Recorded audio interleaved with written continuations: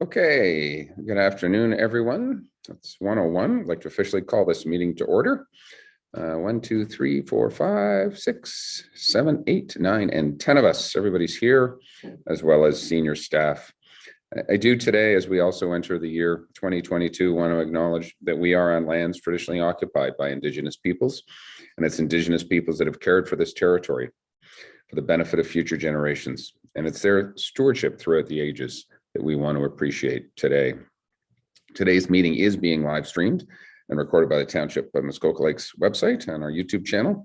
For those people who are participating in this open public meeting today, you're consenting to your image, voice, and comments being recorded and posted online. Thank you.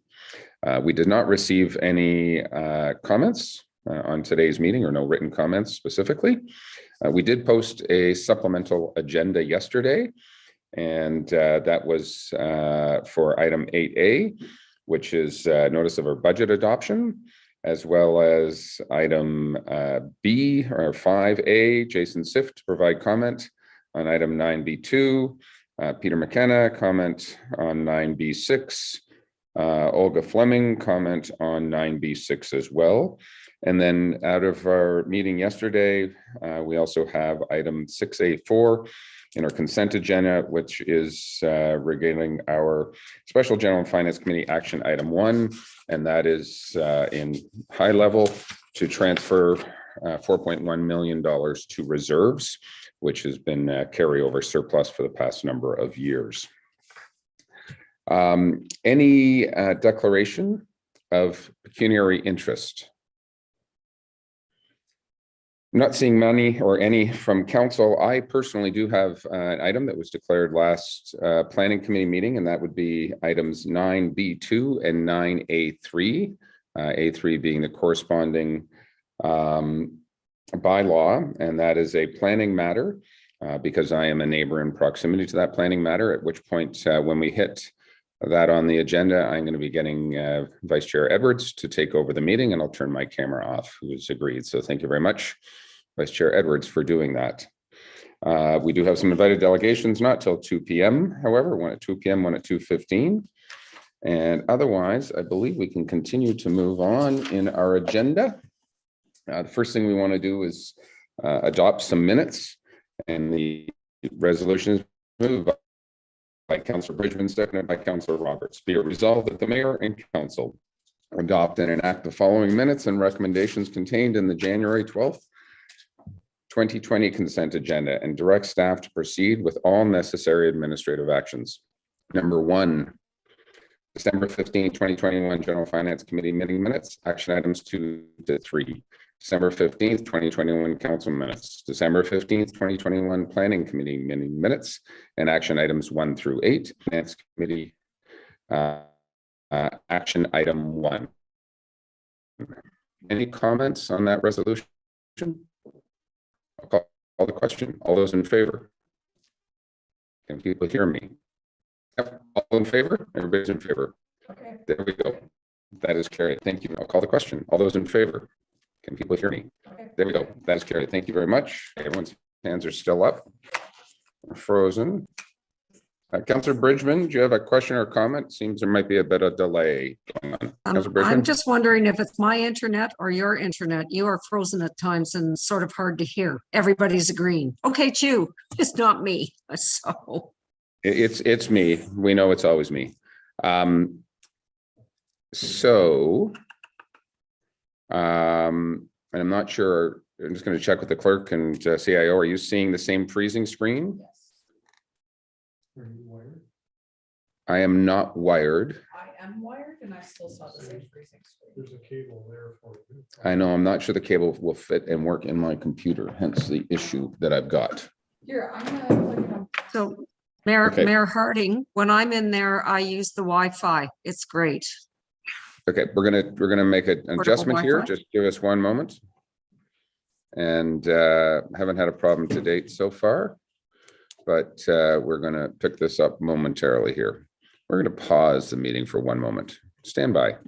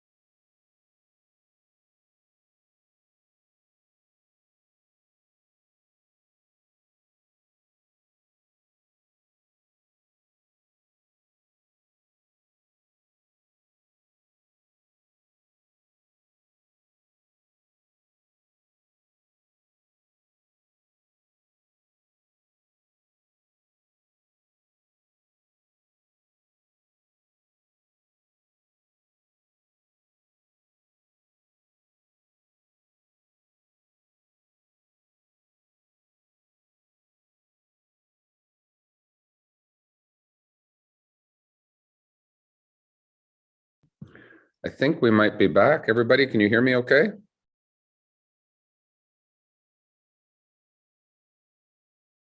There we go. Some people seem to be frozen, some unfrozen, but we'll see what's going on if this is going to be a little bit better for us. Okay. We did, Madam Clerk, approve that first resolution. We do have a second item of business, and this was a notice of motion moved by Councillor Edwards, seconded by Councillor Zavitz. Be it resolved that the following request from the Port Carling Figure Skating Club be approved. Number one, that is the Port Carling Arena be available to host the 2022 Brian Orser Skating School. And number two, the request to waive rental fees for the 2022 gala demonstration and VIP reception held in Port Carling Arena Memorial Center be granted. Any comments on this resolution? Seeing none, all those in favor? And I think we are live and it's working. Thank you very much. So, Council, we did add a budget item to be discussed, and I'm going to suggest we move that up in our agenda. There was a potential on a supplemental to add. It's still telling me my internet connection is unstable, but we're on the Wi-Fi. Can you guys all hear me okay? Okay, it's coming through slowly. So with council's permission, I'm going to move the topic right now. Pardon me, Councillor Roberts or whomever.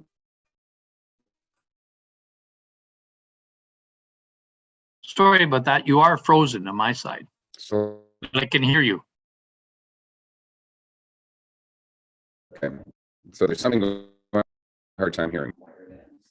Okay, so there's something going on with their building right now, and I'm sure we want to proceed. Am I back and forth? I seem to be back. Okay, we're going to try and work our way through this as best we can. So moving our budget discussion from yesterday on the agenda, we have a resolution moved by Councillor Roberts, seconded by Councillor Zavitz.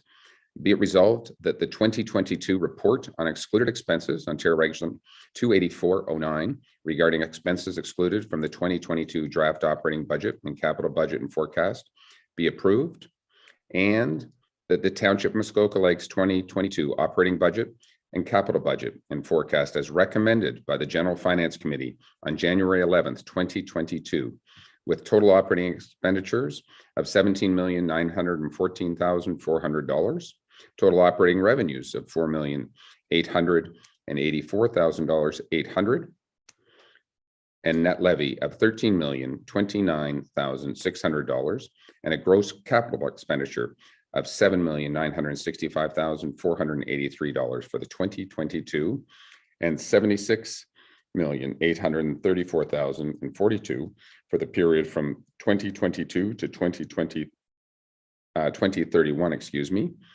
be adopted. Any questions? Councillor Roberts. Just clarification. Do we have not have a delegate that's going to speak to this or want to speak to this? I don't believe okay. we have anybody delegating today on this. Okay. Any other comments or questions?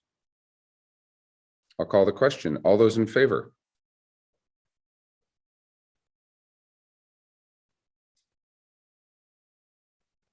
And any opposed?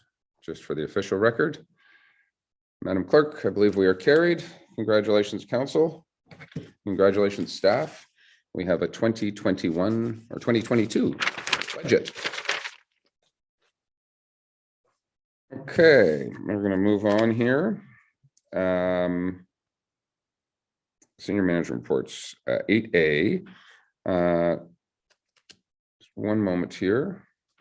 Corporate asset management plan, I have a resolution, but I've got the report I'm missing. I have a wrong agenda. 8C. Let's go to 8C and a report from Director of Public Works regarding our asset management plan. Director Becking, you're with us. Thank you. Thank you, Your Worship.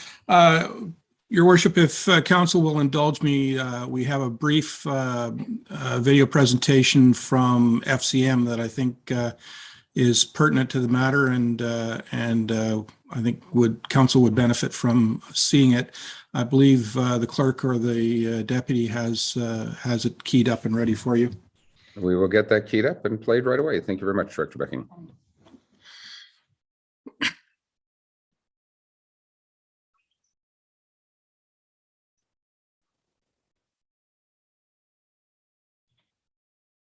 It's a TikTok video. Start, stop, start, stop.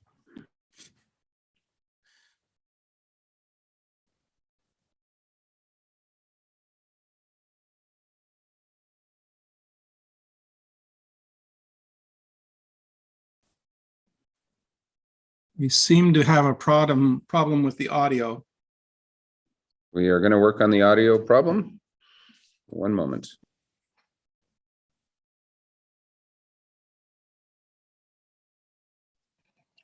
Also, don't think we're recording.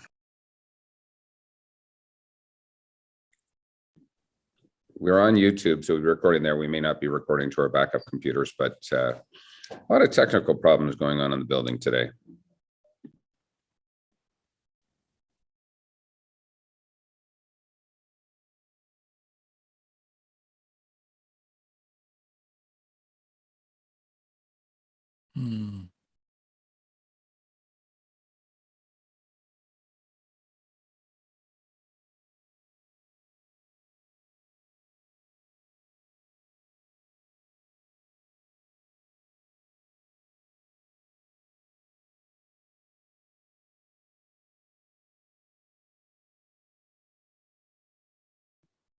One moment again here. We're still having an audio problem.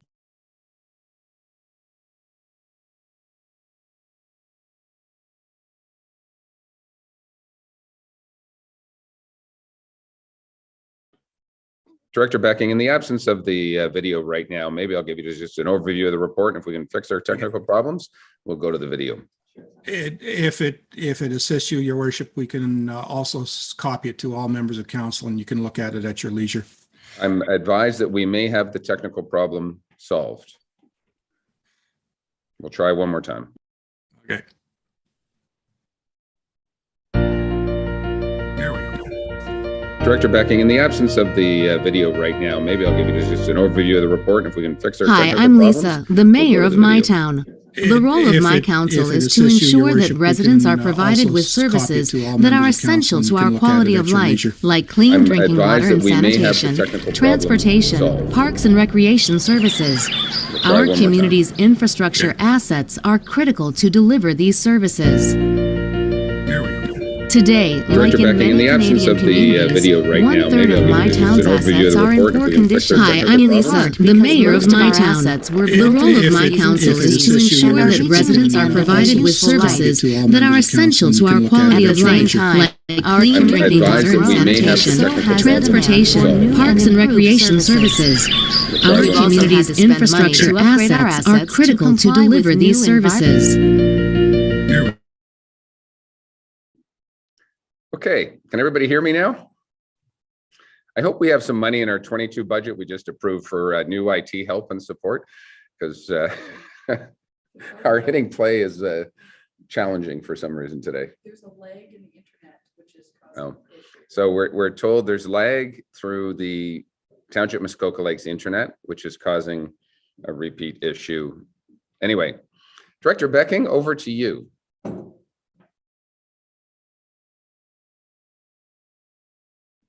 And you, Director Becking, are muted.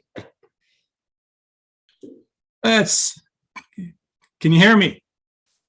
There we go. Okay. In summary, your worship, the report sets out a proposed approach to deal with the asset management plan. Given the breadth of the township's responsibilities, the plan that we ultimately, or you will ultimately adopt, is going to be a sizable document, and it's going to be a lot for any of you to absorb. And I mean no disrespect, it's just simply the sheer volume of it is going to be significant, depending on how much detail you want to get into. In any event, as the old saying goes, the best way to eat an elephant is one bite at a time. And that's inherent within the proposed approach. I'm suggesting that I'll bring it to you one or two sections at a time, depending on the size and scope of those sections over the course of the next 3 to 4 months. And you will have an opportunity to delve into it to the extent that you wish to. I'll try and explain how we get to the conclusions that we get to. Ultimately, when compiled into a single document, it will represent the asset management plan for the municipality. And then you can adopt it in accordance with the requirements of the regulations. With that, Your Worship, I'd be happy to try and answer any questions.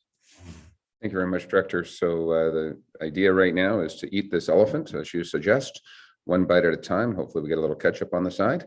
But Council, any questions to the approach going forward right now?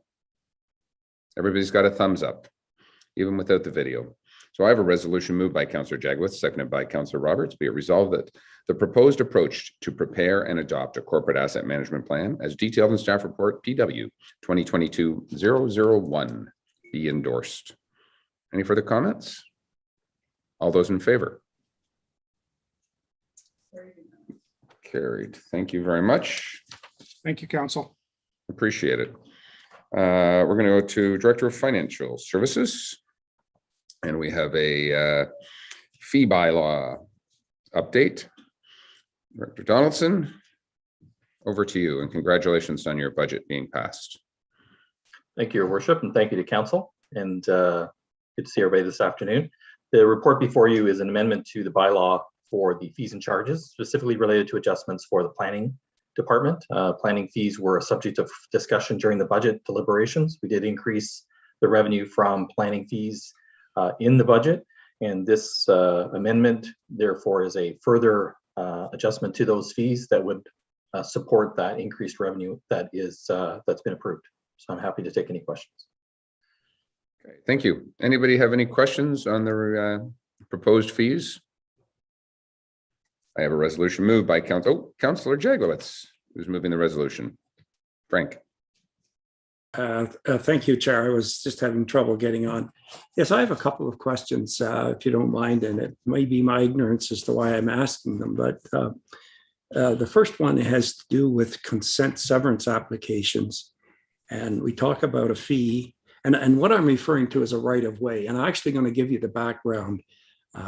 Riverdale Road has had its, anytime a person wants a right of way over that road, there has to be a severance that takes place. And therefore, as I understand it, that application would be $1,600. So there's two parts to the question. What I don't understand is why the right of way has been severed many times and why it has to keep being repeated. And if it still has to be repeated, would the second person asking for it qualify for a subsequent right of way? Okay, good question, Director Becking. I'm not sure if you want to handle that one or if we want Director Pink potentially, as it tends to be a little more of a planning, but I'm going to go to Director Becking. Your Worship, I'm going to defer to Mr. Pink. I think he's most appropriate to answer the question. Perfect. David, over to you. Thank you, through Your Worship. The reason the multiple right-of-ways occur in those situations is the additional benefiting properties, not necessarily granting the right-of-way over the dominant lands, but it's the benefiting lands. And as you probably likely know, the number of properties benefiting it continues to grow as you go northward and westward around Townsend Bay, and it's those additional landowners. When it comes to the subsequent reduction, what we've noted is when multiple right-of-way applications are submitted together, there is a 50% reduction for the additional right-of-ways. And the reason for that is obviously we're not writing multiple staff reports. multiple notices, multiple committee of adjustment hearings. So we do recognize that there should be a reduced fee. However, there's still administrative work for each additional right-of-way, as each there's additional consent certificates that have to be reviewed and whatnot. So hopefully that answers the question, but happy to take a follow-up. It does answer. So I have a second question. It's on another subject. There's a line there called Local Planning Appeal Tribunal Hearing Deposit, $5,000. And then if you go to the notes on the second page, it says, if required, a deposit of $5,000 shall be required in a case of a local planning appeal tribunal hearing. The applicant shall be responsible for costs which exceed this amount. Does that mean if a citizen files an appeal or an owner, they have to make a $5,000 deposit and be responsible for those costs? Maybe you could just explain that for me. I'm going to go to Director Pink, I believe, on this one as well. David? Thank you. Through you. What that would apply for is if an application were to be approved by council and a neighboring property owner or property owners were to appeal that decision, and the municipality wished to continue to support that bylaw, that approval, we would expect a deposit from the applicant to cover our legal costs in pursuing that initiative. It would not apply in the case, and perhaps unfortunately this is the most common situation, whereby council defeats an application and the property owner appeals that decision. Then those are two separate parties and we carry our own costs. But again, if to put it in kind of layman's terms, if we are sort of on side with the applicant and we're sort of advancing the arguments as to why we passed the zoning bylaw amendment or whichever planning application, then we would take that initial deposit and bill additional invoice for any legal fees above and beyond that. Supplementary. So this deposit comes from the person filing the appeal, not the landowner. Is that correct? David? No, it would come from, in this case, the landowner. So it would be, and a property owner makes application, council is supportive of it. However, neighboring property owners appeal that decision. Again, so in that case, the council and the property owner are aligned. We're sort of advancing those arguments on behalf of the property owner, and we're reimbursed for those costs. So the person filing the appeal does not bear that cost. Is that correct? That's correct. Okay, thank you. And Director Pink, just to confirm, this is not a change. This is existing today, I believe, if I read this table correctly. That is correct. That's been in place for quite some time. Okay, thank you. Thank you. Anybody else? I saw Councillor Mazan had your hand up, but it's been removed. Was your question asked and answered? Thank you, and through you. More just a quick comment. I'm supportive of this moving forward for now, but I think during our budget discussions, we had discussed giving planning the opportunity to look at, in their continuous improvement. Is this the best approach for fee delivery? We heard the term cost recovery in our planning discussions, and I just wanted to make that note again. I'm supportive of this today, but as planning goes through their ongoing continuous improvement, just would ask that this gets considered in that as well. Thank you. Okay, we do have a corresponding bylaw, which I'm actually going to read. Just give me one moment to find it, if I may.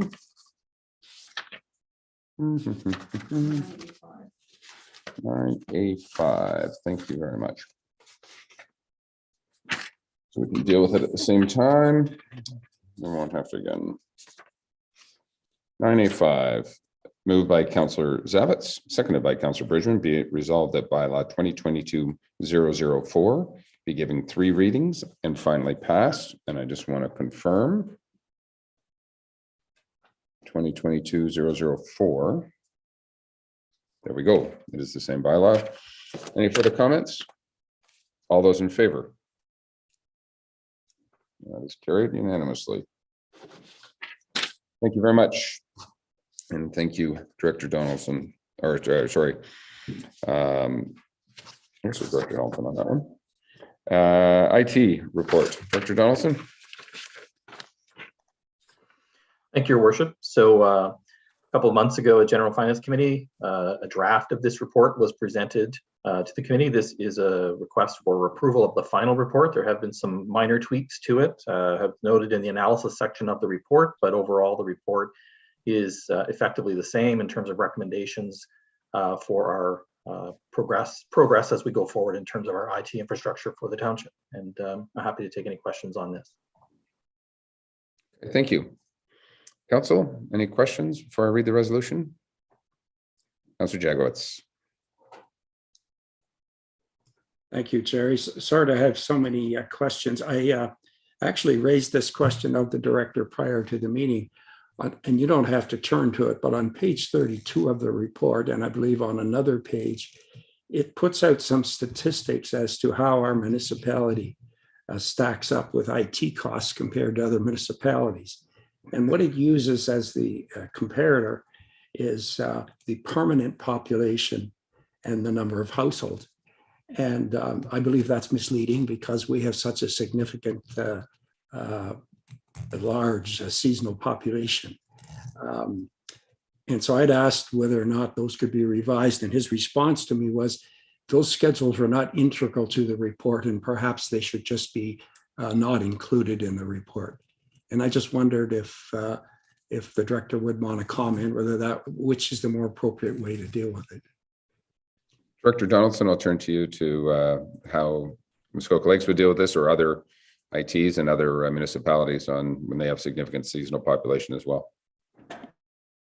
Thank you, Your Worship. And with respect to the comment and the data on those slides, so that information on population is taken by the consultant from the financial information return to adjust the township's population and create a ratio of spending or such. We would have to do it for all of the comparator communities. We do not have that data, so it would create a disjointed comparison of permanent population in other communities versus permanent plus seasonal in our communities. So in the absence of having that information, if that is a concern in terms of the comparator, I would recommend that we just remove those pages. There's two comparator slides in the deck. I think page 32 and page 36 are both comparators, but it does not, it provides for tertiary information, but is not directly related to our own infrastructure, IT infrastructure, or the recommendations of the report itself. Jagowitz. Yes. The reason I raise it is because I just don't like statistics that show our IT costs per capita are higher than everybody else's, and so if they're not integral to the report and it's too difficult to amend, I would suggest that it be removed, just so it's not in the permanent, because that may influence the outcome of that. Like when we send out tax bills, we don't send out a tax bill just to the permanent residents. The computer has to spit one out for everybody. So it's really, and I do think, and you can correct me if I'm wrong, but doesn't TML have the highest ratio of seasonal than any of our neighboring municipalities? Isn't that the case? So it really does have an effect. So I would ask that those parts be removed, if that's okay. I think Director Donaldson commented. Director Donaldson, do you have an issue with removing them? I don't. I'm kind of moot either way, but I do understand Councillor Jagowitz's comments. Are you okay to remove those? I have no problem with removing those pages from the final report. Thank you. Okay. Thank you. Councillor Roberts, you had your hand up and you took it back down. You're okay? You want it removed? There we go. Any other comments? I have a resolution moved by Councillor Jagowitz, seconded by Councillor Roberts. Be it resolved that the final information technology strategic plan from Blackline Consulting be accepted, and that staff bring forward an implementation plan with estimated costs for the key initiatives of this final report to a future General Finance Committee meeting for consideration. Councillor Edwards, question? Yes, thank you. I think in the future, we should be looking at a disaster recovery plan. We don't have one, as this says. I'm more concerned about that than actual numbers. And that, so I think that should be brought forward in the future. I think we're really lagging on some of this as far as the IT goes. Thank you. Thank you for that comment. And obviously it is included in the future plan with our new IT. Councillor Roberts. Thank you, Chair, and through you and to my colleagues. I have been in conversation with Director Donaldson, and he is taking action on the disaster recovery plan. And so that should come, unless I'm wrong, that should come soon. So it is a priority item. Okay. Okay, Council, you've all heard the resolution. I'll call the question. All those in favor? And that is carried. Thank you very much, Director Donaldson, much appreciated. I'm going to turn at this point to our CAO for our COVID-19 operational practice update. Mr. Hammond. Thanks, Your Worship. Good afternoon, members of council. So as you're aware, last week's provincial announcement to move back to the public health restrictions outlined in step 2 of the roadmap to reopen was announced to deal with the Omicron variant. And once again, in response to that announcement, the strategic leadership team had to quickly pivot to adjust our operational practices to comply with the adjustments to the provincial requirements. The changes that we made are outlined in table 1 of the report that's before you. Staff are currently updating our the township's reopening framework with a view to reflecting those changes. We'll bring that document back to you at the next council meeting for your information. And as you know, historically throughout the pandemic, we've needed to quickly pivot from an operational perspective in response to provincial announcements. And given the timing of those announcements in comparison to the timeframes of council meetings, typically we follow up with council after the fact with the changes in the township's reopening framework for council's approval. As those changes reflect provincial regulations, historically, council's review has not resulted in substantive changes to that document as presented by staff. So in view of that, staff are suggesting that council delegate the authority to staff, the ability to change that document and follow up with you in an information report at the next regular meeting. So that would speed up the process, yet enable council to review the document and at that point identify any changes that you see fit. So with that, Mr. Chairman, or Your Worship, I'll be prepared to answer any questions. Okay, thank you for that, Mr. Hammond. I do, before I open up for questions, I just wanted to make a comment, and especially for all of our senior leadership team who are on this call. Obviously, the first day back or the first hour back was very pivotal in trying to make changes to react and make appropriate changes to the provincial legislation, where we had to close arenas and had to make significant changes to what we thought was a plan for reopening to a little bit of a backup. So I certainly appreciate all the hard work of our senior staff, and I know council does as well, to be able to protect our citizens, but also to keep our staff safe. And a lot of the discussion I know that the senior leadership team has had is how do we keep our own staff and keep business happening on a daily basis to be able to service our clients. So with that, I'll turn it over to council for any questions on this report. And I am not seeing any. With that, I have a resolution moved by Councillor Nishikawa, seconded by Councillor Mazan. Be it resolved that the Township Muskoka Lakes Municipal Operations COVID-19 Reopening Framework be updated as outlined in report number CIO 2022-01, and that staff are hereby delegated the authority to update the Township Muskoka Lakes Municipal Operations COVID-19 Reopening Framework as necessary to ensure its alignment with the most recent applicable public health restrictions. Any further comments? All those in favor? And once again, that would be unanimous. Mr. Hammond, once again, thank you for your hard work, and again to a senior leadership team for chiming in and helping keep everybody safe, and definitely a moving target in this operation. I've got a shore road allowance. I think I'm going to go and read at this particular time. And that's moved by Councillor Hayes, seconded by Councillor Kelly. Be it resolved that a portion of original shore road allowance on 3 Mile Lake laying in front of concession 7, lot 14 Watt, designated as part 1 on plan 35R 23997. Allen Game, roll 2, 1660, be declared as surplus land, and that the clerk is hereby instructed to dispose of said property pursuant to sections 8, 9, 11 of the Municipal Act 2001, and further, that bylaw 2021-2005 to stop, up, close, and convey a portion of original shore road allowance, section in part 1 on 35R 23997, be given 3 readings and passed. Any comments? All those in favor? And carried. Thank you very much. That one we're going to have to hold on to 983. Ripplewood. I think we might actually have some of our public comments here. On Marchetti? I know we're still, I think, ahead of that. I know Mr. Allen is here for 2 p.m. on that, so I'm going to suggest we start that whole thing at 2 p.m. so everyone can hear it.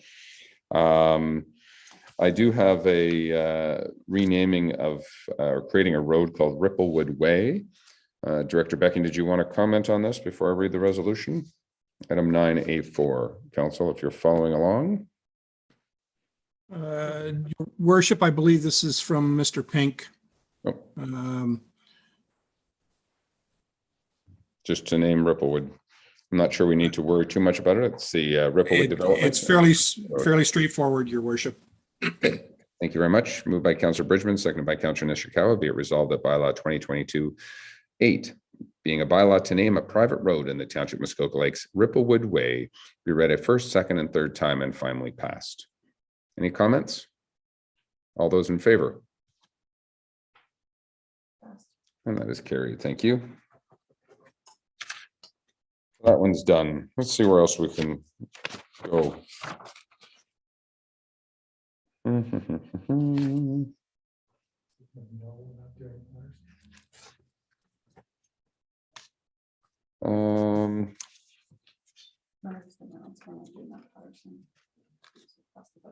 Okay, so if those who were wondering, there was a potential agenda item, which was, I forget the number, on our supplemental, pardon me? It was 8B, which was regarding Patterson. Our Patterson yard in the storm a few weeks ago had the roof blown off. However, because we have passed our budget, it's now covered off in our 2022 budget, and we don't need to do a special amendment. So that's why that has been removed from today's agenda. Okay. Okay, where do we want to go here? Do we want to go into a couple of planning applications? We've got some planning staff here. Do we want to go to Baker first of all? We'll try and get some of these off. I know Marchetti will deal with at 2 p.m. But let's go to Baker. Where am I here? Item number is that 177 in our agenda package. Oh, Ms. Walker, welcome. Good afternoon, Your Worship and members of council. In December, Planning Committee heard zoning bylaw amendment application ZBA 41/21 bylaw 2021-130 in the name of Baker. The subject properties are known municipally as 1213 Innisfree Road. Consent application B/0108/21ML was submitted concurrently. Bylaw 2021-130 will provide an exemption from the WR1 minimum lot frontage requirements for the severed lot and the retained lot 1. In December, Planning Committee recommended approval of the application to council. No minor amendments are required. Submissions were received from the Township's Public Works and Building Department, Sandy Boss, Township Building Inspector, Hydro 1, Trillium Lakelands District School Board, the District of Muskoka, and all of these submissions are included in the agenda package. I have no further comments, but I'd be happy to assist council with any questions. Thank you. Okay, thank you for that. Council, any questions? And first and second reading, moved by Councillor Roberts, second by Councillor Zavitz. Be it resolved that bylaw 2021-130 to amend comprehensive zoning bylaw 2014-14 Baker, Rule 6, 9, 41, 42, and 43 be ready first and second time. All those in favor? That is carried. Thank you. There are no minor amendments, I believe I heard. So with that, I can move on to third reading. Moved by Councillor Hayes, second by Councillor Roberts. Be it resolved that bylaw 2021-130 Baker be read a third time and finally passed. For doing so, any final questions or comments? All those in favor? That too is carried. Thank you. Okay. Okay. Council, I'm going to suggest we just take a quick 10 minutes. We're going to reorganize here. We're moving along pretty quickly. And so take 10 minutes, go get a coffee, and we will come back shortly. Thanks.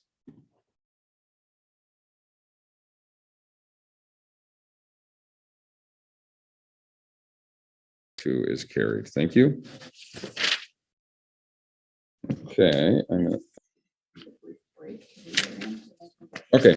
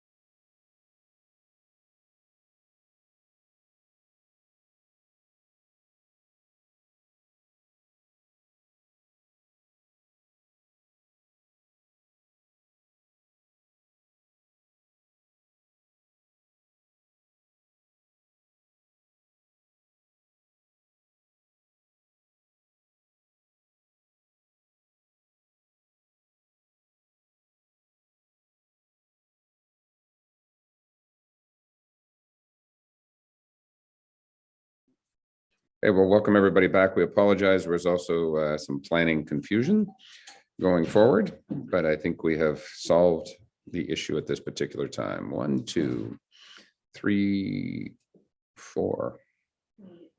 We do need more people. 5, 6. We'll wait for a couple more, even though I do have Councillor Kelly and Edwards.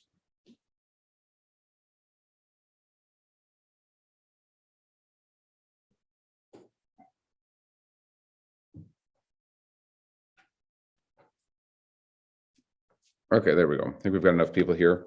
I have an item 9A2, which is a resolution to establish the rates of interest on arrears, so on and so forth. I'm just going to read the resolution moved by Councillor Kelly, seconded by Councillor Edwards. Be it resolved, the following bylaws be read a first, second, and third time and finally passed. And that is a bylaw 2022-1 to establish rates of interest on all arrears of taxes, to establish a penalty charge for non-payment of current taxes, and to provide for an interim levy. And bylaw 2022-02 to borrow if necessary to meet current expenditures for 2022. Councillor Jaglowitz, first in the queue.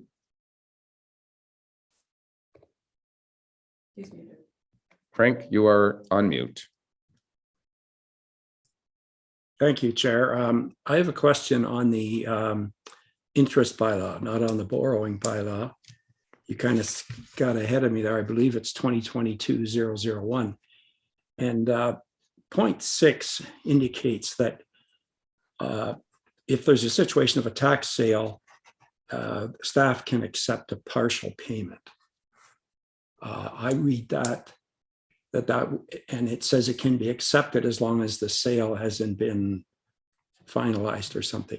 I wonder if you could just explain what the intention there is. Does that mean if I owe $10,000 on my taxes, and it's going to go up for tax sale, I can give you $10 and that'll hold it, or what's, I wonder if someone could just explain what that's. I'm not sure if Director Donaldson can handle that or who would like to handle it. Mark, I see your camera's turned on. Thank you, Your Worship. So there are sections in the Municipal Act that talk about the process with respect to tax sale. And I think the intention of that is that we would enter into an agreement with a taxpayer in arrears to set up some kind of a payment plan over time to bring those amounts current. I don't think it would be that we would accept an ad hoc payment, but that we would set something up that perhaps the full amount wouldn't be due on day one, but we would set up a payment plan to be able to recover that over a reasonable time frame. So your interpretation of that section, it just gives you the authority to do it, but you would ensure that the taxes were collected in full, that somebody couldn't use it just to avoid the tax sale. Director Donaldson, I believe that's correct. Absolutely, that would be correct, Your Worship. Thank you. Okay. Councillor Hayes. Thank you. Through you. This is again on tax sales. Some other municipalities, between the time of the tax sale and the time that the final payment has been received and processed in a tax sale, the previous owner still has time to come in and make a payment, full or otherwise, against that property. Some other municipalities have a 15% tax that they put on that. And if that happens during that time period when you've already started, but it hasn't completed yet, the tax sale, they have to pay, and half goes towards the municipality for the work that they have to do. And the other 7.5% goes to what would have been the highest bidder or the new owner that you've started processing with. Is this something that you might be interested in the future? Director Donaldson, I'll leave that to you maybe. Yeah, thank you, Your Worship. So I would have to take that back and do a little bit more investigating with respect to our process. We haven't had a number of tax sales since I've been with the township. So I would come back to council with a comment, or to the council with a thought on that process. Okay, Councillor Hayes, you okay with that? I am. I just wanted to let you know where that is standard is a maritime province. So I don't even know if we're eligible to do that here. So you may want to check on that as well. Okay. Any other comments? You've all heard the resolution. All those in favor? Madam Clerk, that is carried. Thank you very much. Okay, we've reached the 2 o'clock hour, and I do know we have the delegation. Mr. Allen is here regarding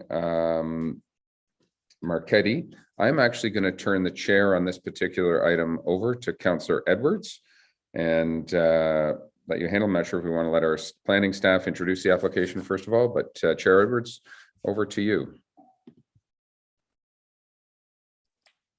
Thank you very much, and that Mayor Harding. And we can let the planning staff go first, and then we'll have Mr. Allen. Thank you. It pops back up again. Hold on a second, I'll get his card. All right, thank you very much. In December, Planning Committee heard zoning bylaw amendment application ZBA 37/21, bylaw 2021-117 in the name of Marchetti. The subject property is known municipally as 1026 Island Park Road. Bylaw 2021-117 will have the effect of permitting the reconstruction of a dwelling and an as-built garage on an undersized lot. It will also limit the maximum dwelling height to 29.5 feet and repeal bylaw 2002-124. In December, Planning Committee recommended that the applicants work with the westerly neighbors, Sean Donaldson and Jason Sift, to try to address their concerns between committee and today's council meeting. It is the understanding of staff that the two parties have had an opportunity to meet and have agreed upon a slightly rotated building footprint. It is also the understanding of staff that a resolution regarding the existing dock could not be reached. However, based on a letter by the applicants that has been forwarded to council, staff understand that the applicants are willing to continue to discuss relocating the dock at the current application process. Staff would also like to note that the relocation of the dock may trigger the need for another planning application. 2 minor amendments are required. First, a minor amendment will be required to address the side yard setback of the proposed sun deck.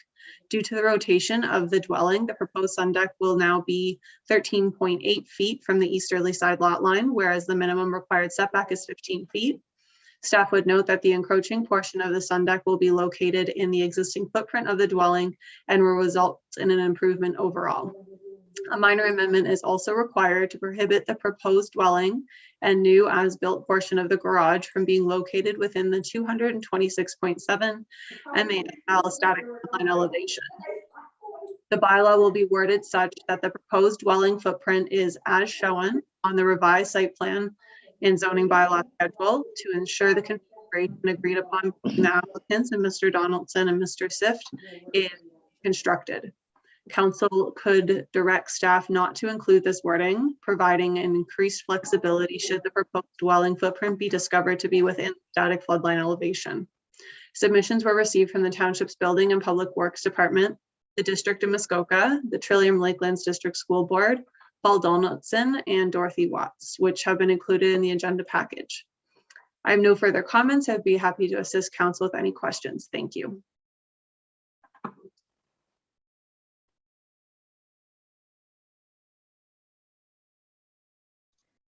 You're muted, Al. Sorry, I thought I'd left it open, but maybe somebody muted me. Anyway, thank you, Ms. Walker, for that. And Mr. Allen. Thank you, Chair Edwards. Can everybody hear me? Mm-hmm. As Ms. Walker has introduced, the subject property is at 1026 Island Park Road in the name of Marchetti. I am the professional planning consultant that has assisted them with their application. The Planning Committee recommended approval of the application to council and directed the Marchettis to discuss the concerns related to the new dwelling deck and the existing dock with Mr. Donaldson and Mr. Sift. I can confirm following the meeting, I had reached out to the Watershed Council about the Natural Edge program, and I had a detailed discussion with Rebecca about the program, and we committed to using the program to develop the future site plan application. And Rebecca has scheduled a site visit for June, and we look forward to working with her and preparing a renaturalization plan of the property. I thought the discussions with Rebecca were quite insightful and helped me understand the scope of the program, and I would be directing many of my future clients to utilize that program because it looks like it has some pretty significant benefits. In terms of the challenges or concerns related to the neighboring property, a revised site plan drawing was prepared that rotates the proposed dwelling and sun deck to address concerns of the neighbors. I would note that the rotated dwelling does increase the setback of the dwelling and the sun deck slightly from the shoreline, and as Ms. Walker has mentioned, slightly encroaches into the easterly side yard setback. A meeting between the Marchettis and AL 1961 LC. Okay. So sorry, I was hearing something else on the line there. A meeting between the Marchettis and Mr. Donaldson and Mr. Sift has occurred, and correspondence was exchanged. Agreement was reached on the rotation of the dwelling. However, due to a number of issues, an agreement could not be reached related to the location of the existing dock. We do note that the dock is not part of this application. However, the Marchettis have indicated a willingness to continue discussions and would like to find a solution that is acceptable to all parties, which include both neighbors. We are happy to rotate the dwelling and sun deck as suggested by the neighbor. And we also request that council make a decision today related to the application that's in front of them. We're also agreeable to include the proposed staff minor amendment that the new dwelling and as-built portion of the garage be located above the flood elevation of Lake Muskoka. I'd be happy to answer any questions you have, and a revised site plan is attached to your agenda package for your review. Thank you. Thank you very much, Mr. Allen. And I believe there's someone else wanted to speak on this.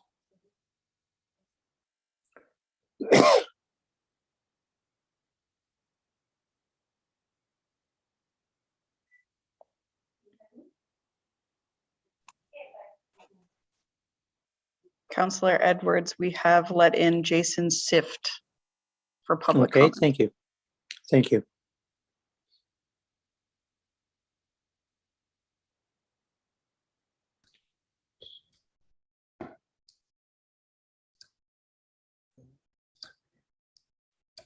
Sorry, just took a second to get my stuff working here. Can everybody hear me? First off, I'd like to thank councillors and staff for the opportunity to speak here today. Thank you for taking the time to hear all concerns and trying to make decisions that are fair for all. My name is Jason Sift, and my cousin Sean and I own the neighboring lot at 1032 Island Park Road. To be clear, as the application sits today, we are in opposition to it. The Marchetti application is in regards to the redevelopment of an undersized lot with approximately 80 feet of lake frontage. This is not a small reno to an already constructed structure. The proposal is to go from a 1,200 square feet to approximately 4,300 square foot cottage, roughly making a 350% increase in the structure size. To say this does not affect the neighbors in a tight bay is an understatement. When considering an application to redevelop an undersized lot, we feel the township needs to take into account all things on the lot, not limiting to the main structure, but all structures, their locations, and any encroachments. The entire lot needs to be taken into account and the cumulative impact on the land, the lake, and the neighbors. If this is not true, I ask, why does the township have bylaws in place that state any redevelopment on an undersized lot must apply for a zoning amendment? Our main concern is around the dock that not only encroaches on our lot line projection, but is actually 8 feet over our lot line and in front of our property. We feel that the current dock and a new cottage being 350% larger have a direct correlation to each other. To say that the present usage of the dock will not change with a new cottage proposed is hard for me to understand. Docks and cottages in Muskoka go hand in hand. Most of us should be able to agree with that. What also goes hand in hand in Muskoka are gatherings of friends and family. We respectfully disagree with the opinion that a 4,300 square foot cottage versus a 1,200 square foot cottage will not allow more gatherings and more guests to be on the property enjoying the waterfront and the dock. All we request is that this increased activity remains on the property and does not impact our property and our view. I have been told this application is not about the dock, it's about the cottage. If this is true, I would ask, why on the proposed site plan have they agreed to removing other structures, including a boat canopy, which is on the dock, if no other structures have anything to do with each other on an undersized lot? Just by agreeing to remove the canopy from the dock has made the dock part of this application. Our request to have the dock moved to conform as a condition of approval is a fair request. If you feel it is not, I would ask the township, why the township can request a vegetative buffer, which is also not in the application, and many other things that are regularly requested as conditions of approval. We have not just blindly requested this with full disregard for our neighbors. We have offered to pay all costs to move the dock, which would include planning costs, application, building permits, etc. No matter what is decided here today, we agree and will follow through with that offer. Hopefully this is a sign to council that we are trying our best to go over and above to try to be fair with the neighbors. The Marchettis and us have been talking and discussing options. My request today would be to defer this application to give us more time to work on this issue. As stated in an email that was sent to us this morning, reaching an agreement today will not be possible, as the Marchettis will need to review any proposals with lawyers prior to entering into an agreement. Our opinion is a deferral will allow the Marchettis and us the time we need to review our all expenses paid offer. Alternatively, we request that if council chooses to approve the application, it be approved with the condition that the dock is brought into conformity with the bylaws. We will still pay for it. Personally, I feel a deferral till the next meeting would be in the best interest of both parties, saving everyone time and money in the long run. Bryce or David could comment on this, but another option could be that council members allow moving of the dock to be added to this application and recirculated and heard at the next meeting. We would agree to pay any recirculating costs as well. Thank you for your time to speak today and for taking our opinions into consideration regarding this proposed application. I'm happy to answer any questions or concerns from council or staff. Thank you very much, Mr. Swift. Are there any questions from council at this time? Yes, Councillor Jacobitz. Yes, Chair. I have a question for Mr. Sift. I'm looking at a map provided by the district of the floodplain area. I just wondered where your property is relative to this property. If I'm standing on the shore looking at the water, are you on the right or left? Sorry.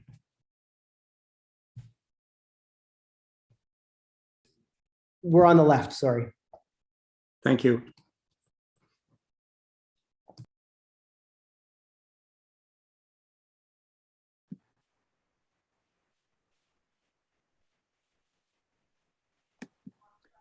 Anything else in that, Councillor Jacobitz? Does that answer your question? Yes, it did answer my question because just if you wrote they were on the right, the entire lot's in the floodplain. So I okay, see. No, that's fine. Thank you. So that was my question. Thank you. Councillor Zavitz and then Councillor Hayes. Thank you, and through you. Certainly, you know, being on this planning committee as long as we have championing neighbors working together, I would support a deferral on this. I think it's an incredibly bizarre offer. I wish my neighbor would offer to do this. So interestingly enough, I would ask staff, I guess, is it Bryce? I would ask, is Bryce, if I might, if it isn't Bryce, if it's David, there's Bryce. Okay, Bryce, is a deferral a good idea right here and now? Given that the parties are talking and ultimately the outcome may change, at least for the waterfront.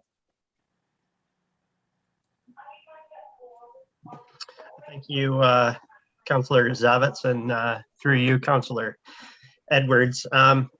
It's a good question. It is an interesting scenario.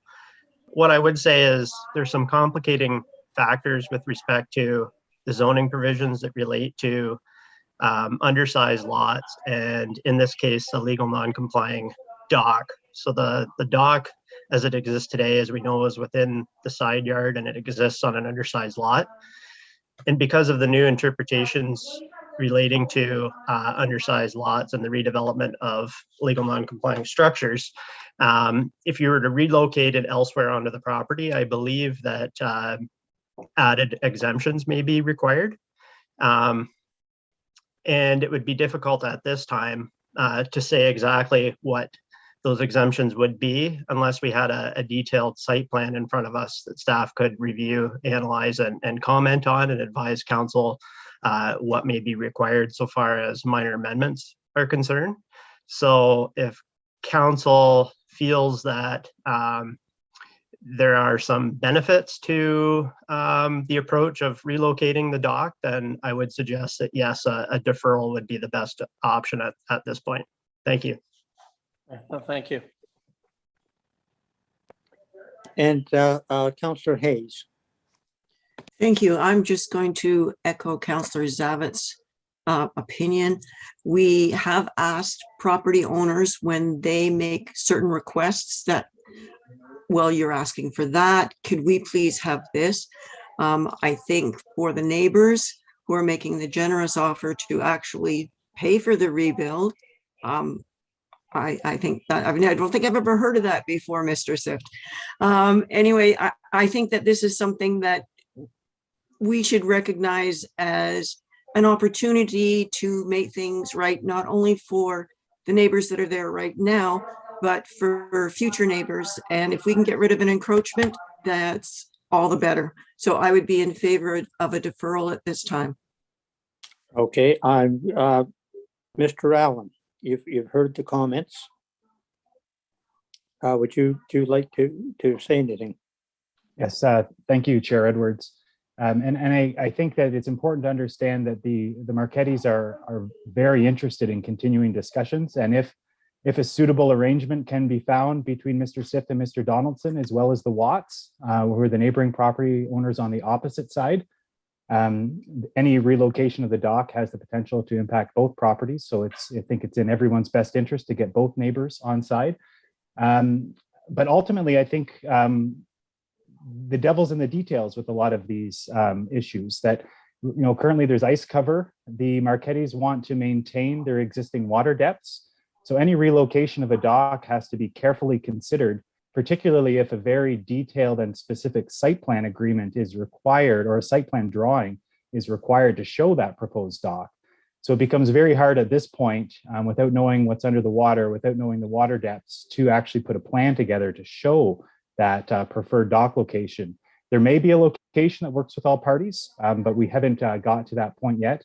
And I think the other point to note too is that the all expenses paid, the last correspondence that we received indicated that that Mr. Sift would not be covering the cost of any new materials, that the old materials associated with the existing 40-year-old dock would simply just be lifted and relocated to a new portion of the lot. And I think those types of details are the types of particulars that the Marchettis would like to consider in close detail, because it has some very important implications. So I think ultimately, in summary, we would prefer that council not defer this application, to make a decision today related to the application in front of you, including the proposed minor amendments put forward by staff. Thank you. I'd be happy to answer any questions. Okay, thank you. And Councilor Nishikawa. Thank you. I just wanted to comment that I'm having difficulty hearing. I'm hearing a lot of background noise. So maybe it's just me and something, but I'm not hearing it at the moment. But earlier when others were speaking, anyhow, mostly I wanted to say that I'm looking at the application that came forward.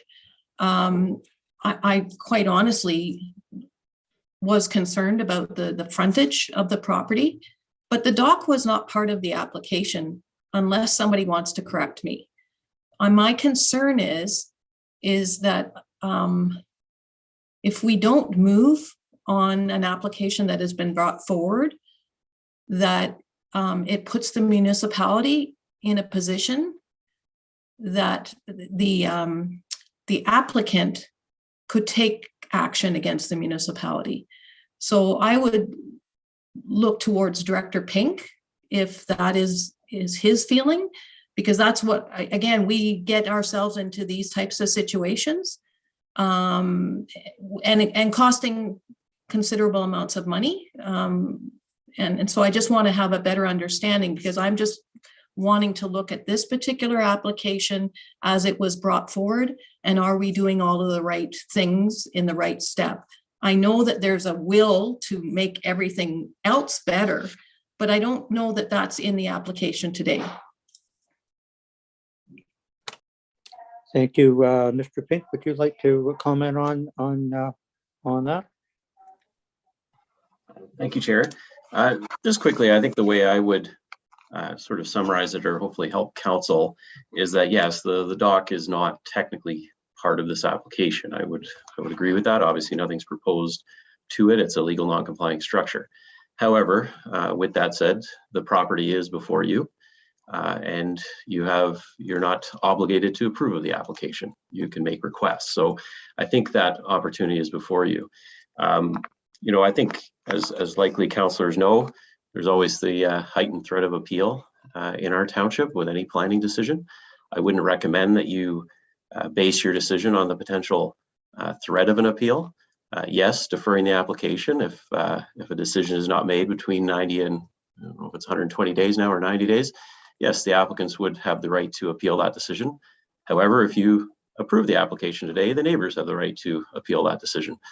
So therefore, I'd recommend you make the best possible decision based on, again, the applicable policies and good planning and appropriate development, and not on the potential ability to appeal that decision. That will put you in the best foot forward if an appeal is made to advance the appropriate arguments before the tribunal.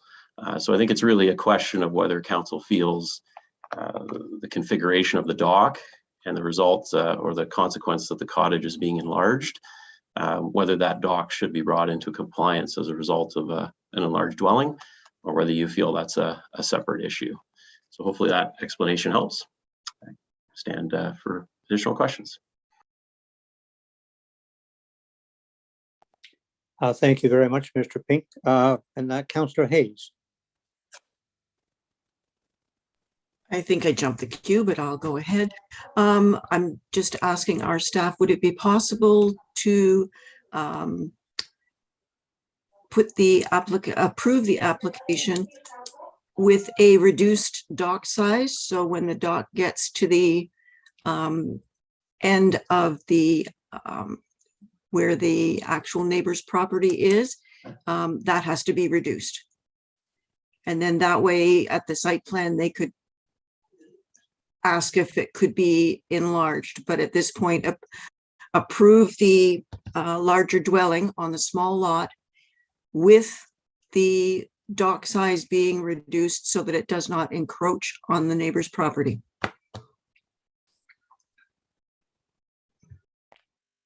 Thank you. The only thing I did hear Mr. Allen say is they were worried about water depth. So if you shorten the dock, we might be better just to actually defer this, but I believe Councillor Zavitz was next, and then Councillor Kelly, and then Councillor Nishikawa. Thank you. Well, thank you, Chair. And certainly in keeping with, I think what David had said earlier, David Pink, we have been wrestling with these small waterfront, larger acreage properties, if you will. We've had the same wrestle time and time again. And I think it's incumbent on us as a planning group to be very sensitive to the neighbors. And I mean, here we have a neighbor that's coming forward with a pretty magnanimous offer. My point is, I see no reason to hurry this along. If we could defer for 30 days and let this group continue to dialogue, I do understand the ice is in and there's problems with what is under the ice, but I think I think there are ways to figure that out. I think we could get a much better result for this property and the neighboring properties if we gave them a bit more time and didn't make a decision at all today other than to put it off for 30 days, given the tone and tenor of this meeting. Thank you. Thank you very much. And that Councillor Kelly. Thank you. And through you, I'll avoid repetition, but generally, I'm not one to run away from a good decision because of the risk of appeal. I think there's lots of reason here to defer, including a submission that was made in writing by the applicant's consultant, suggesting that great progress has been made in the last 30 days. And there's still a will and an intention to find a resolution to the dock. This is not an issue that's going to go away by itself. It's either going to be a decision made by somebody that disappoints or upsets somebody, or it's going to be a happily negotiated settlement between two neighbors. That's my preference. And I honestly think that an additional 30 days will see the same kind of progress we've seen over the last 30 days and might well bring this to a happy resolution with both sides coming to an agreement. So I'm going to support the idea of a deferral. Thank you, Councilor Nishikawa. Thank you. Essentially, since Director Pink gave us his comments, I agree that we should defer, but I'm also interested. I don't want this to be deferred until June, for instance. You know, we need to be on this, and I don't know if there needs to be somehow an end date. I know that there's a certain number of days that we need to be on this. But I'm also interested in the comments that Councillor Hayes had brought forward. And so if something comes back next month and there has not been an agreement between the two parties, would staff also bring forward another possibility of removing that section that's going over the neighbor's property? Anyhow, the deferral I would agree with, but I don't want this to linger on. Thank you.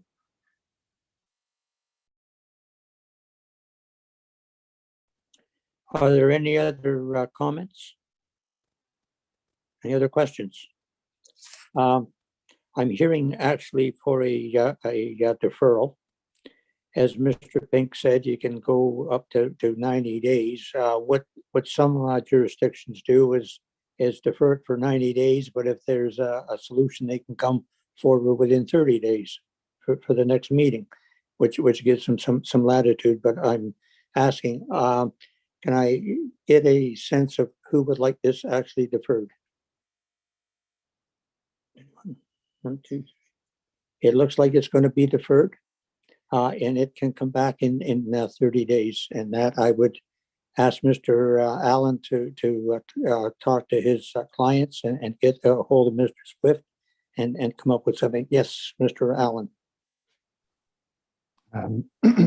Thank you, Chair Edwards. The committee members may not know, but my family is expecting a new child sometime within the next 15 days. I will not be available to return this application within the 30-day period. So I think that reality needs to closely be considered by myself and the Marchettis. I think everyone is trying their best to work together to come to a reasonable solution, but I think everyone also has kind of their own interests as well, which makes conversations challenging at times. Okay, well, thank you very much for that, and congratulations. Hope everything goes well for you.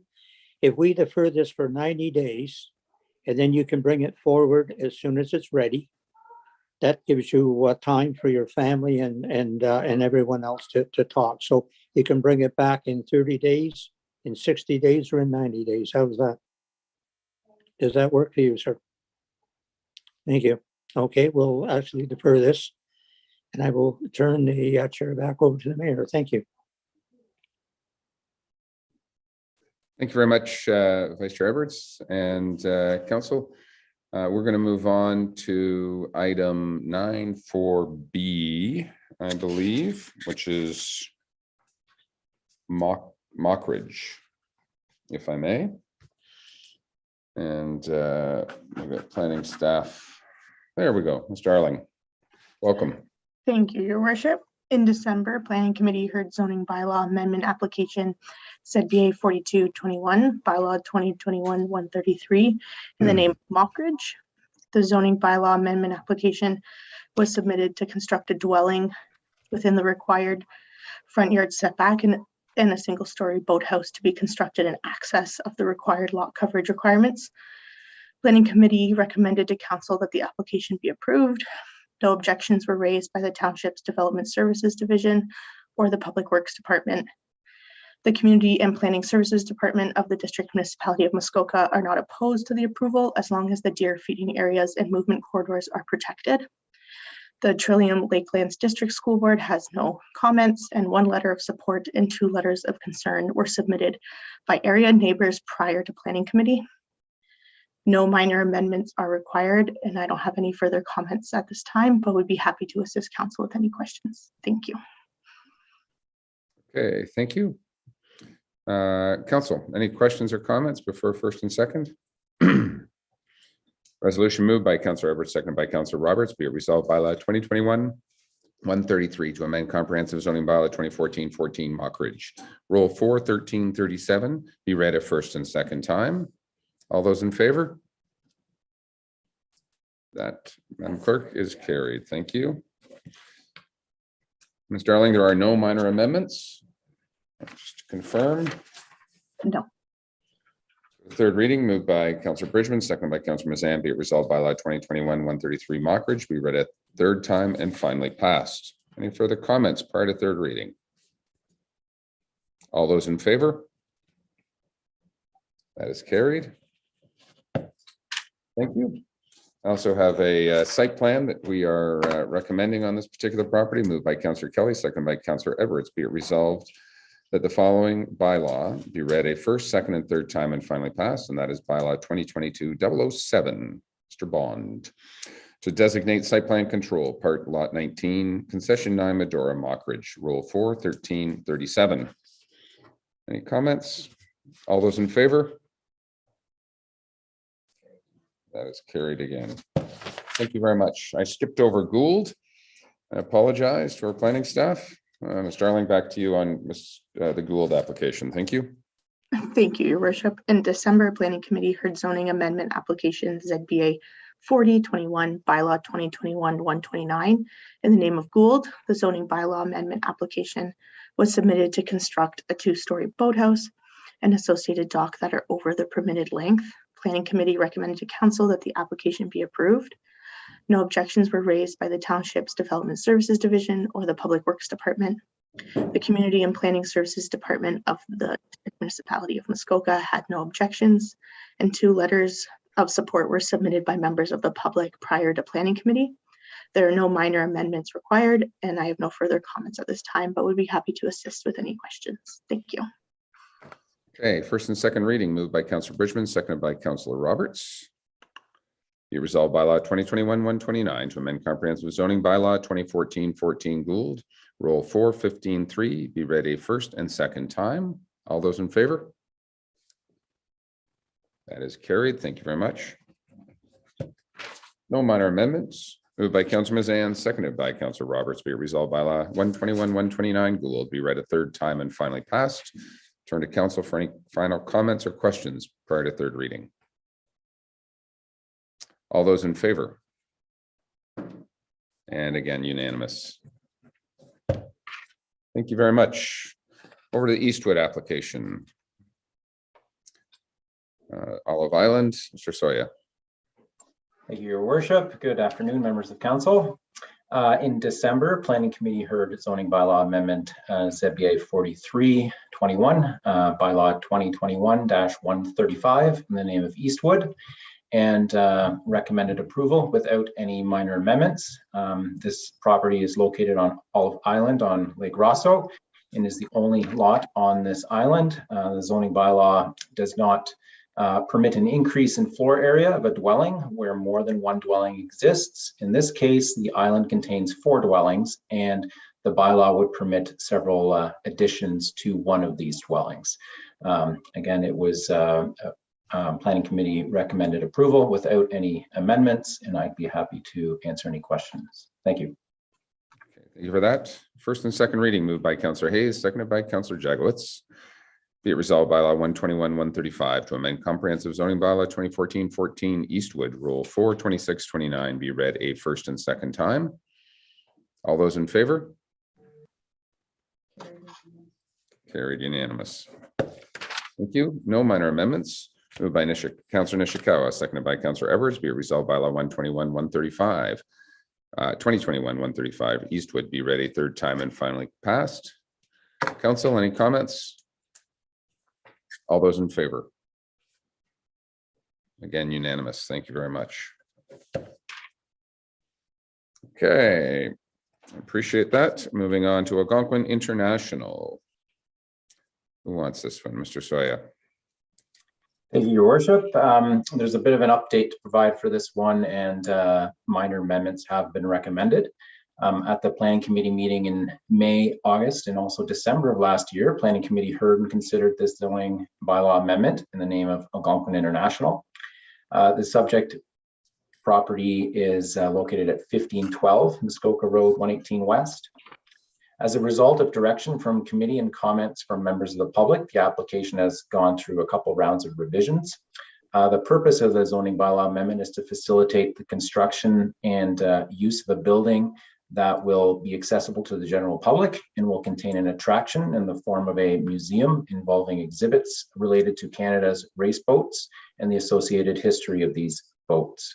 A purpose of the zoning bylaw amendment is also to define and permit other main and accessory uses on the property, which include, among others, the existing butcher shop use, referred to in the bylaw as a meat cutting facility, and also a special events venue use, which would permit the holding of private functions with access to the race boat exhibits.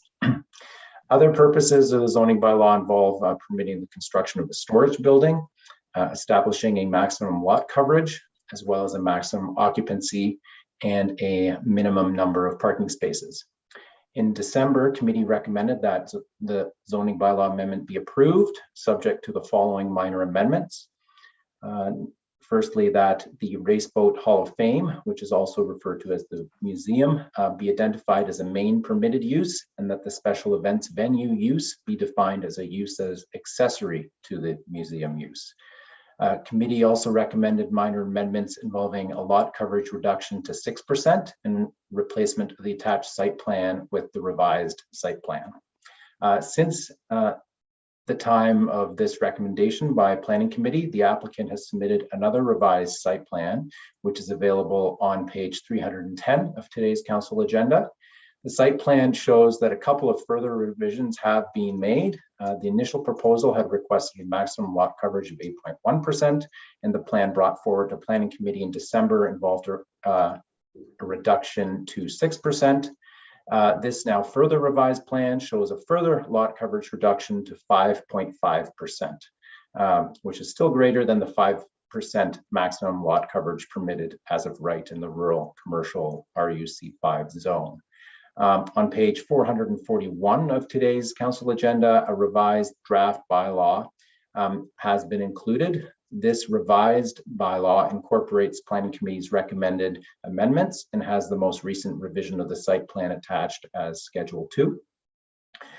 This revised draft bylaw clearly defines a meat cutting facility and also a museum as main permitted uses, and also defines a special events venue as an accessory use to the museum. And the revised draft also states that the maximum lot coverage is to be 5.5% in accordance with the new site plan. I would also like to point out that the resolution that is before council today mentions the addition of accessory parking area and parking spaces uses. Since the bylaw requires a minimum of 75 parking spaces, the bylaw should explicitly permit these two accessory uses on the property, and they were not included in the draft. If there are any questions about the minor amendments, I'd be happy to answer them. Thank you. Okay, thank you for that. We do have a number of delegates on this particular item. We've just let Mr. Walker and Mr. Hunter into our meeting. Good afternoon, gentlemen. Happy New Year. And you've been probably listening along. I'm going to go to yourselves first of all, as obviously the proponents of the application in front of us, and you each have a couple of minutes to speak on the item. I'm not sure who's going to go first. Thank you, Mr. Chair, or Your Worship. I'll go first. I'm sorry I missed the presentation that Mr. Soya had provided on it. I was only just able to get onto the Zoom portion of the meeting. I would indicate that obviously we've been working very, very hard, very diligently to address issues raised by council over the last number of months and raised by the public since the first public meeting. The lot coverage has been reduced to 5.45%, and as noted on the revised site plan that is in the storage area, the main building had previously been reduced fairly substantially. Overall, since the initial review started on it, the built area on the site has been reduced by approximately over 8,000 square feet as well, to accommodate comments and questions that were raised. The proposal continues to respect the direction from the scenic corridor policies of the official plan. The bylaw itself has also been revised to address the Race Boat Hall of Fame as a principal use and the event venue as a secondary use in connection with the museum. Again, this has been reviewed with staff and is acceptable to our client as well. All of the studies have been completed and reviewed, and they support the proposal, and they confirm that the development can proceed without adverse impacts. I believe what's before you is appropriate, and I think rather than I do want to make one other comment that this is, I think, potentially a significant contribution to the municipality's cultural heritage and tourism infrastructure, tourism facilities. And to go back to comments made in previous council meetings, that does not in any way, in my view, negate any of the other cultural heritage features in Muskoka Lakes Township, particularly its agricultural heritage. I see these things working in a complementary fashion as opposed to one as opposed to the other. I guess we would request approval, and I guess I'll just available to respond to any questions. And Murray Walker may have a couple of quick comments to make. I'm not sure. I think Rick has, and Murray, I think go Rick's ahead. covered it very capably, so I won't say anything further. Thank you very much. Okay, that's wonderful. Thank you very much. Obviously, we'll get you to mute your microphones, and you can listen in to the delegates coming towards us. So the first person we'll let in is Peter McKenna, and probably also Olga we can bring in at the same time, but we will go to Peter first of all. Welcome them into the meeting. And maybe we'll turn off your camera, Murray, and Rick, just when you want to speak, we'll turn your cameras back on. Looks like Olga there. And just waiting for Peter McKenna. There we go. Connecting to audio. Okay. We have Olga in the meeting right now. We do not have Peter. He's in, but the camera's off. Peter, maybe we'll get you to turn your camera on if you can hear me.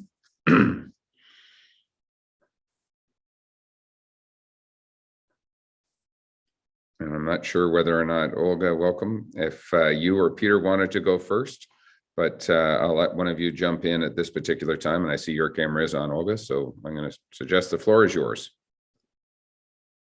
Just need you to unmute your microphone. And there's Peter. There. Okay. There we go. Go ahead. Okay. Mayor and council members, the residential rural area of Boyd's Bay is still very concerned about the impact an event center attached to the museum will have on storm water management and the water quality, which naturally drains into these ponds and eventually into our bay. In the past 6 years, we have endured what was supposed to be 2 major 100-year floods, and global warming is here to stay.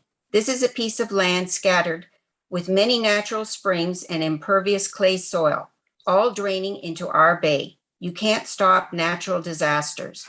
Number 2, the sewage application, which we recently received after the December meeting done in February, on page 11 notes, no wells known on site, but McMaster Meat has a well. How will this affect their water quality? Their well is located to the left of McMaster's, in between the 2 ponds, right in the middle of the new drainage field presented in the Planscape drawing. I also question the location of McMaster's existing leachate field. It is located right next to the lowest pond and adjacent to parking areas with no barriers.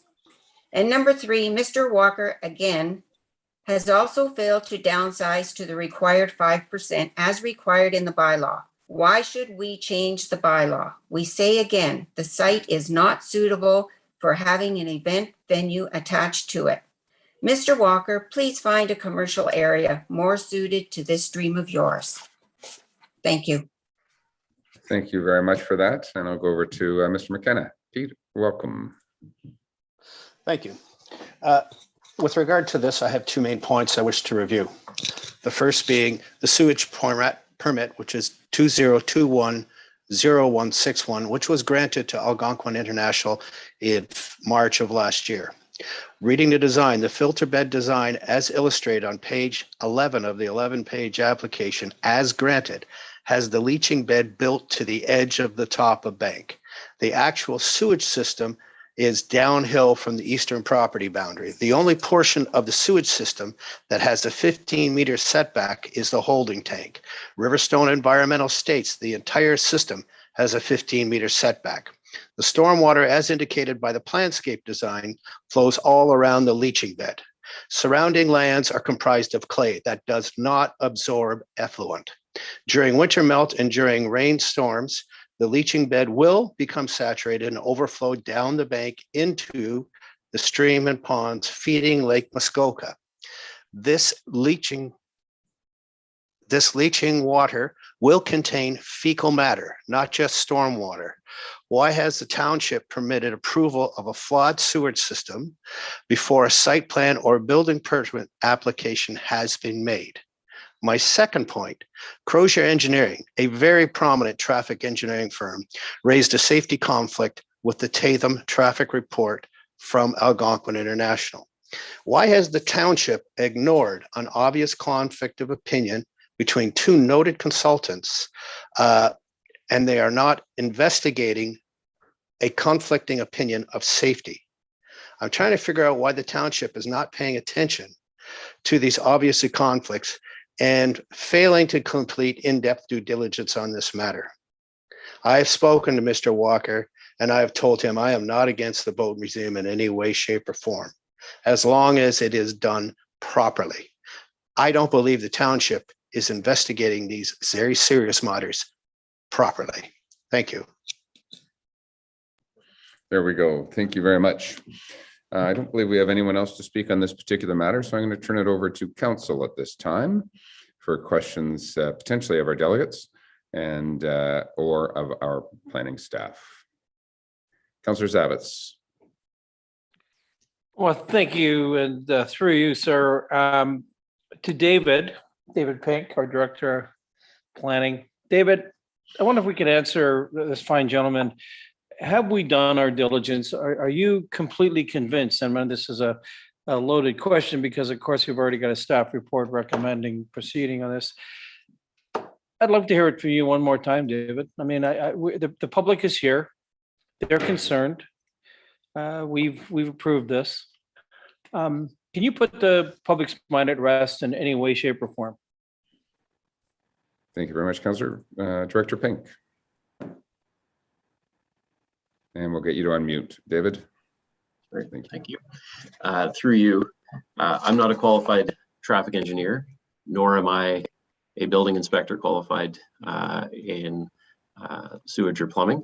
What I can say is that municipal staff who are qualified, both our chief building official and building inspector responsible for sewage disposal systems, have reviewed the septic permit closely, and they are of the opinion that it meets the Ontario Building Code.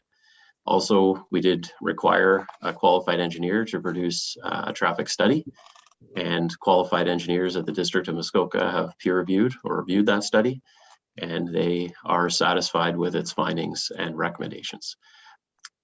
Hopefully that helps put your mind at ease. Thank you, David. Okay. Council, anyone else? Councillor Mazan, looks like you might be reaching for your hand. Thank you, and through you. As it relates to water quality and the septic, this has been an ongoing area of concern and questioning.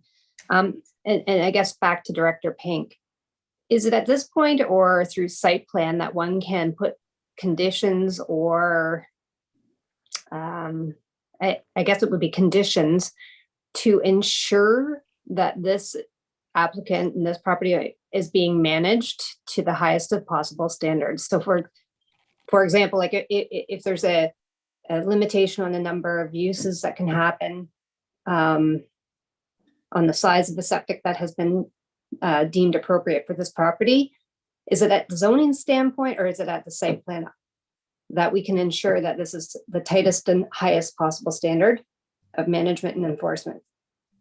Mr. Pink. Thank you. Through you. If council wishes to put greater controls on matters such as setbacks, the size of buildings, the use of buildings, and the height of buildings, then zoning is your appropriate tool, which is before you now. If you're looking to impose clear restrictions or conditions or guidelines, those sort of matters in regards to the control of stormwater, sewage disposal, lighting, buffering, landscaping, etc., then those would be appropriate to review at the site plan stage. If the zoning bylaw is approved, my understanding is the site plan application has been submitted concurrently, and staff would bring that forward to council or planning committee at the next available opportunity, and those types of matters would be addressed through that process. Councilor Mazan, does that answer your question? Second. So just wanting to assure that council has the opportunity to weigh in at that point on, as it relates to septic and sewage disposal. It's just that hasn't been typical in my experience with site plan, but I'm very mindful of this area and the sensitivity, and I've heard the concern from the community. I have the shared concern. And I just want to be sure that whatever septic permit that we have actually approved through staff, that actually is something that can be enforced and managed with a commercial property. So if I'm hearing from you that yes, council has the opportunity to weigh in at the site plan, then I'm fine with that. Okay. Mr. Pink. Thank you. You're correct. Typically, sewage disposal type discussions don't come up too often during the site plan process. And as we've heard, the property owner is any property owner is within their rights to apply for a septic permit. And if it complies with the Ontario Building Code, the chief building official is obligated to issue it. And that's what's occurred here.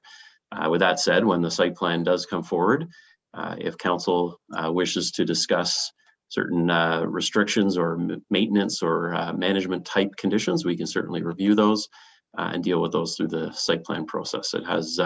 There has been, again, not often, but there has been the odd situation in the past where those types of discussions have occurred and certain clauses put in site plan agreements, and we can certainly do that when this matter returns, presuming if council is favorable of the zoning. Thank you. Okay, any other council comments? Councilor Jagowitz.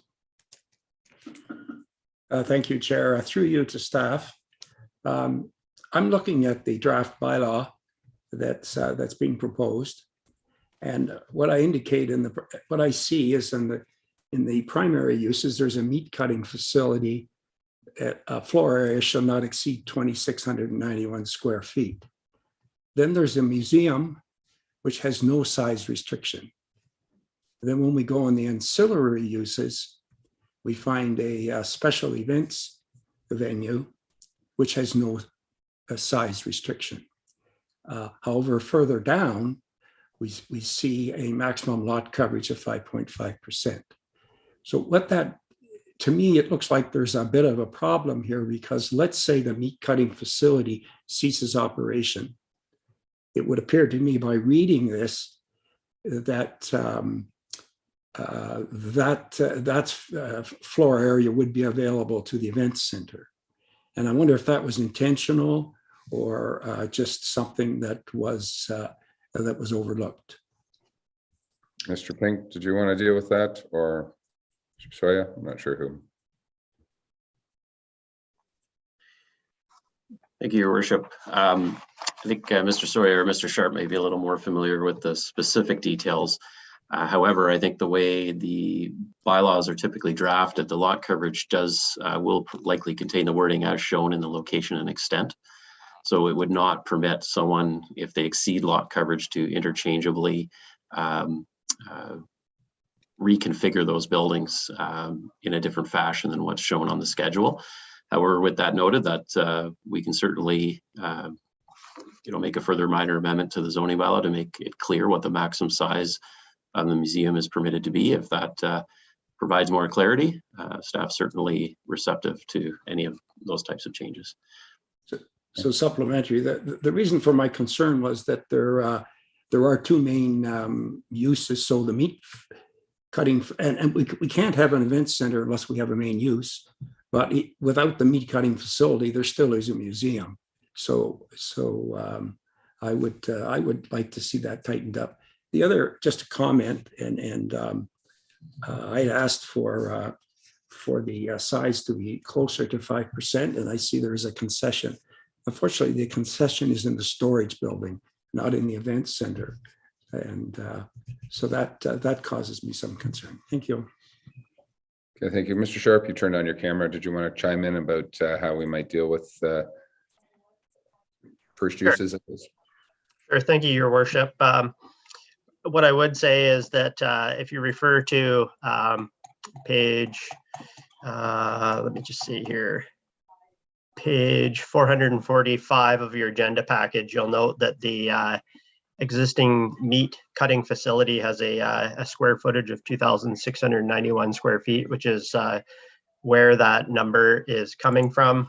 The bylaw has evolved since it was first drafted, and that number may have been included specifically because of lot coverage. But what I would say is it certainly wouldn't be an issue to include a minor amendment to permit the meat cutting facility and the museum as shown in the location and extent, and we could certainly tighten it up by including a square footage for the museum as well. So that could be addressed through minor amendments. Thank you. Okay, thank you for that, Councillor Roberts. Thank you, Your Worship, and through you. Just to follow up on the discussion we just had on the 2691 square footage of the meat cutting facility. Is that the complete? I have not really looked into this, but does that cover the whole facility, including the area to the, I'll call it to the west, that is not enclosed? It's an open area. Through you, Your Worship, and thank you, Councillor Roberts, for your question. I believe it does. I recall having those conversations with Mr. Hunter, but perhaps Mr. Hunter could just confirm. Thank you. Okay, would you ask? Mr. Hunter, if you're still with us, please. Thank you, Your Worship. Yes, it does say, it does include that, and there is a further stipulation in the bylaw that if that property was to be redeveloped, it would have to be reconfigured slightly to pull that section back that's within the buffer area on it. So there would be a potential minor reconfiguration of the shape of the building to pull it further away from the highway and further away from the environmental area. But that does, it did include the full coverage. Supplemental. Yes, thank go ahead. you. Thank you, Mayor. Okay, I have my questions pertaining to, or my requests pertaining to the bylaw. And my concern is that the proposed bylaw does not make reference to the Canadian Racing Boat Hall of Fame. It says a museum. In the subtext and definition, it does mention it. I would like a change to the bylaw that says that states the Canadian Racing Boat Hall of Fame Museum as defined. Would that be possible? I'm going to look at Director Pink here. I'm not sure we've ever been that specific in specific bylaws, in the fact that if for some reason the Canadian Racing Boat Hall of Fame changed legal names, then they're out of conformity. But I'll look to Mr. Pink to confirm, I guess, a little bit of how we may address that matter. Thank you, Your Worship. I think you're generally correct. We don't typically, nor does the Planning Act really give you the authority to control the user or planning for people. With that said, if council is very concerned about the type of museum, we could get creative in the wording of the definition of museum to be very clear that it's in regards to what artifacts or display or what type of museum it is going to be, so that it's structured to be very clearly Canadian race boats, as opposed to a particular name or owner of the facility. That would be my recommendation if you wanted to pursue that. Yeah.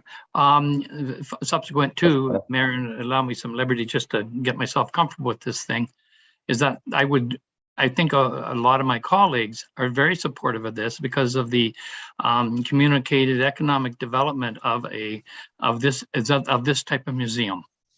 So I think we need to have it specifically stated in the bylaw that this is a racing boat or a heritage boat museum. in there, and in the event that in time that it stays like that, or it comes back to council. I'm supportive, as I've always said, of the museum.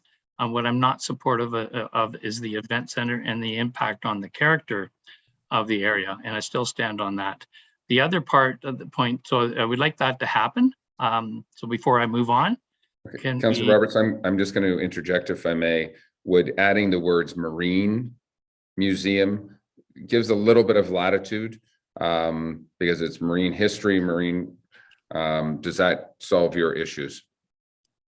As per the naming, yes, the museum, because I have been in conversation with Elga Weinstein of the Ontario Heritage Government, is the advisor for library for museums, and she gave me a lot of input and a lot of suggestions. So yes, I think it would be as long as it's that, and we can go from there.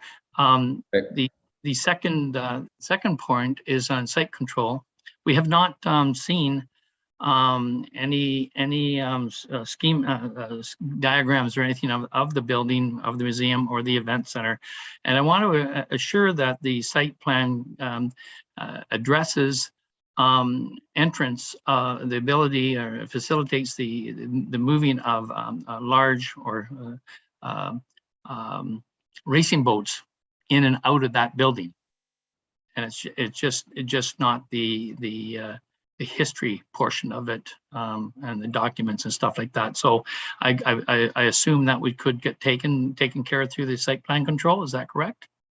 I believe what I heard Mr. Pink say to us is that when we get to site plan control, that will be being provided to council, and those questions are appropriate at that time to be able to address your concerns. Okay, thank you. And again, restate, I'm supportive of the museum, but not the event center. Thank you. Thank you for that. So Director Pink and Mr. Sharp, we would be adding the words to Marine Museum to this bylaw as well. Councillor Zavitz? Yeah, well, thank you, and through you. And I don't want to upset this thing because it's been such a long time getting to where we are today. But I'm not so sure that I have any need to drill down further. I mean, I guess it's like limiting McMaster's to they can't sell veal and rabbit. I mean, how far do we want to drill down with product availability given a particular location? I think I certainly want to support this, and I want it to move forward. So I'll say yes to whatever we need to do to get this thing on the dance floor. Thank you. Okay, thank you for that. Councillor Jagowitz? Thank you, Chair. I'd just like to follow up on my earlier conversation to be clear as to what I'm asking. I'm looking at the schedule to the bylaw, and I see 3 buildings, but there's one that's a proposed race boat attraction, and there's a number of square feet. And then there's another one that says existing meat cutting facility. And when I spoke with Mr. Walker about reducing the lot coverage, he explained to me that he could not reduce the size of the event center any more, or he wouldn't get a caterer to come in. It would be too small. And so he kind of convinced me that that was true. But what I'm concerned about is if that building that exists, or that footprint for the meat cutting facility, if that no longer was a meat cutting facility, that square footage could not be used to expand the event center. And I guess I'd like to see staff some wording in there to that effect. And that's what I'm looking for. If not, then I would have asked him to reduce to the 5%, but not through the storage. Anyway, that's my request. Thank you for that. And I'm going to go to either Mr. Sharp or Mr. Pink. I've been playing with some wording here myself as part of this minor amendment, that a final statement could state, as well as defined square footages of each building and use will also be included. If that answers your question. I see a thumbs up from Mr. Pink, but I think that should cover off your concerns, Councillor Jagowitz. Mr. Sharp's got a thumbs up as well. Could you just read it again, because I didn't understand it? So yes, there would be a final part, the amendment shall define blah, blah, blah. As well as defined square footages of each building and use will also be included. So that phrase won't be included, but the bylaw will include that information. Is that what you're saying? It's an amendment to the bylaw correctly to include. That doesn't say how much square footage can be where. It's a general thing. Maybe Mr. Pink want to comment? Thank you. I'd like to see the facility, the event center limited to the 13,900 square feet. That's what I'm trying to get at. Even if the existing meat cutting facility is no longer in use, it wouldn't be able to be used for that purpose. That's what I'm trying to get at. And I think Worship has done it. He may be confusing he's reading a resolution that just generally describes what changes. Staff will then subsequently amend the bylaw, and we can very clearly put a square footage or size limitation tied to each definition. Excuse me, can anyone else hear this? I can't hear a thing. Yes. There's something on your end, Councillor Edwards. You're frozen, Alan.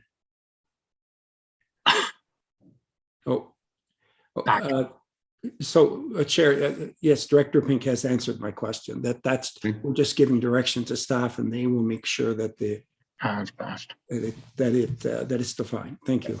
Thank you. Any other comments? Okay, I have a resolution over here that is moved by Councillor Roberts, seconded by Councillor Bridgman. Be it resolved that bylaw 2021 number 34 to amend comprehensive bylaw 2014-14 Algonquin International Rule 9221 be read a first and second time, and we'll deal with the minor amendments momentarily. But for first and second reading, all those in favor?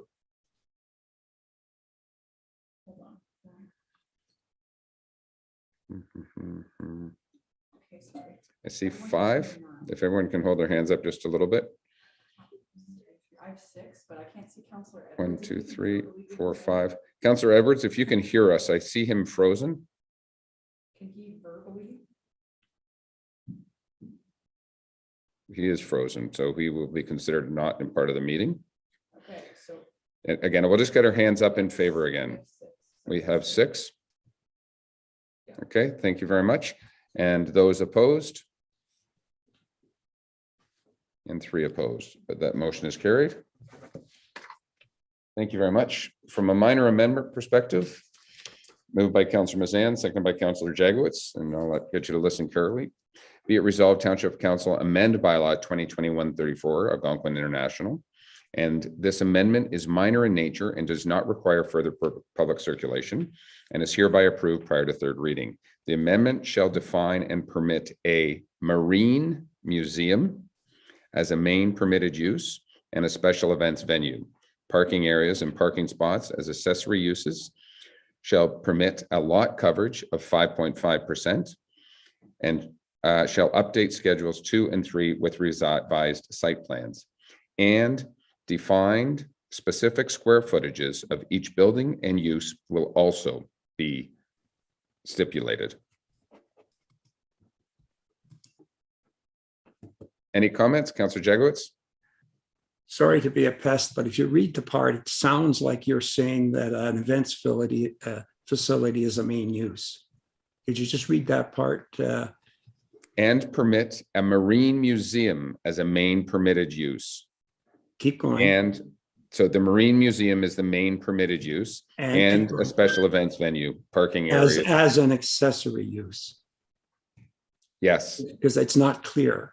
Yes, and special events venue, parking areas and parking spots as accessory uses. Okay, as long as it, okay, thank you. That's included in that. Okay, any further comments on the minor amendment? All those in favor? And I think we have the same 6, and those against?